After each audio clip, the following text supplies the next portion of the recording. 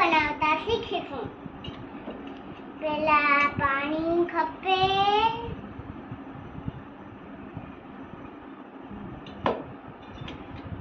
પછી ખાંડ ખપે,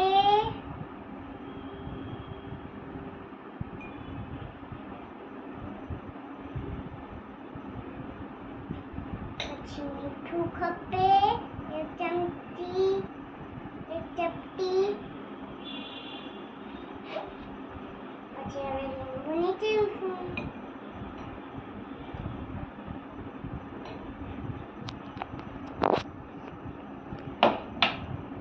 હવે ચાલો આપણે હલાવી મિક્સ કરીએ.